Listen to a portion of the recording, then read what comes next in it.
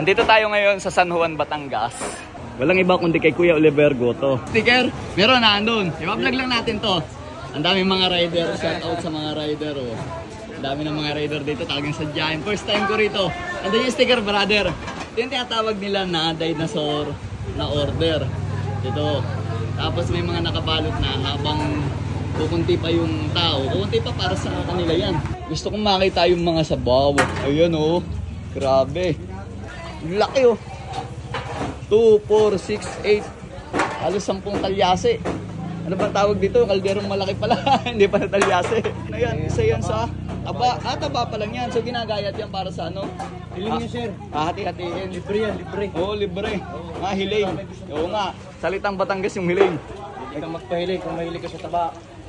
Kasama ng taba, pwede. Libre na pala yun. Mga taga-saan kayo, sir? Mga taga-saan? Yung si Kuya Oliver, oh. Ang dami nagpapapicture. Taga saan ba yan? Taga Pampanga? Pero yung naman, dinayo pa. San Juan, Batangas. Ito na nga ang ating order dumating na. Merong mga pampasarap. Ito garlic, tapos sili. And then, siyempre, separate yung sabaw. Ito na yung order natin na dinosaur. So, dinosaur, ibig sabihin, ribs siya. Tatlong kanin. So, siyempre, hindi mawawala yung unang tikim. Yung tinatawag na first bite. Dito. Ito na agad taba. Itong taba. Ito agad, first bite. Wow! Anong masasabi mo, bro? Sarap. Sarap. Sabaw, sabaw. Pasok ka, ha? Kahit malayo. Naka-big bike kami, di ba? Naka-big bike kami. Pumarito. Tanggal ng pagod. Dahil nakita natin sarap. Di ba? Isang oras kalahati natin biniyahe. From Manila, papunta rito San Juan. Pero worth it naman. Lagyan natin ng patis. Tapos garlic. Sarap ng garlic nila. Konting kanin. Ang laki yung serving talaga, oh. Nakabawas na kami ng 3. Nakakain na kami. Pero parang puno pa rin.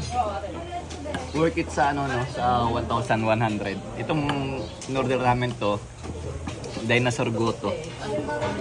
1,100. Nakakain na kami, puno pa rin. Pero pakita ko sa inyo to, tuwalya ba to?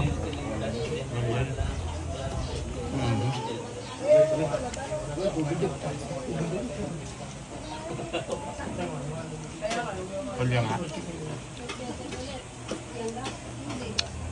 Sobra, walang halong biro. Ngayon lang ako nakatikim ng ganito. Ang sarap. Iba yung sarap. Hindi ko lang alam kung may secret na yung nilalagay. Pero parang pagluluto nila doon, ordinaryong goto lang ang ginagawa. May kaunting pampadilaw. O pampadilaw ang tawag doon ay aswete. Pero ang sarap. Iba yung ano eh. Iba yung sarap. Lumalabas yung pagka-native na baka, na local. Diba?